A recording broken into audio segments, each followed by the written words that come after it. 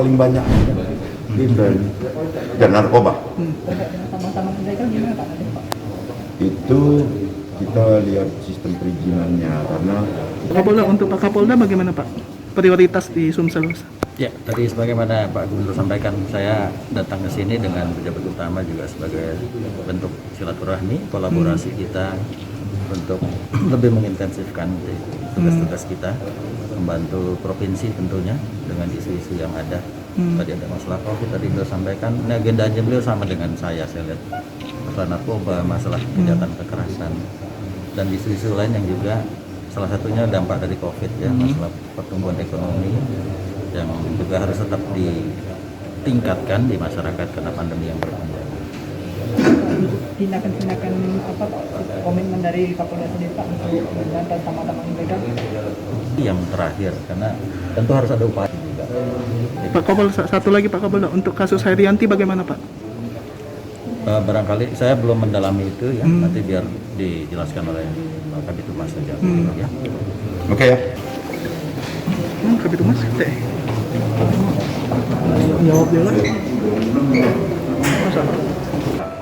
Saya kedatangan tamu yang adik-adik itu sudah tahu duluan, ada Kapolda baru, Pak Pos, Polri Hermawan.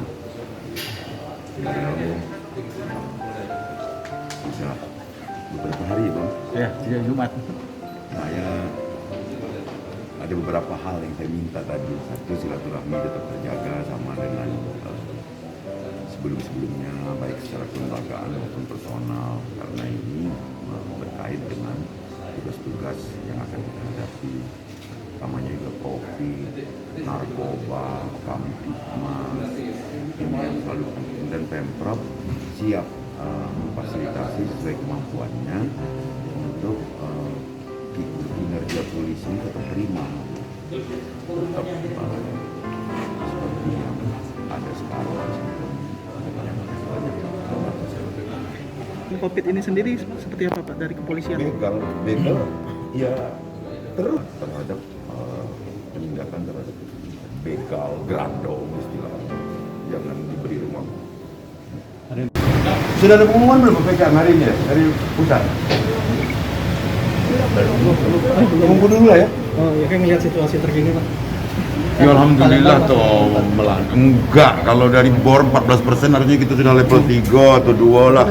Bor-bornya harapan Bapak untuk kasus Hairyanti ini seperti apa? Jangan ngomong aku. Terkait penurunan kasus kita sekarang Pak. Penurunan kasus. Yang harus diapresiasi itu pertama nakes, semua level. Yang kedua yang harus kita apresiasi kesadaran masyarakat yang sudah begitu tinggi. Kita jarang nggak pakai masker ya.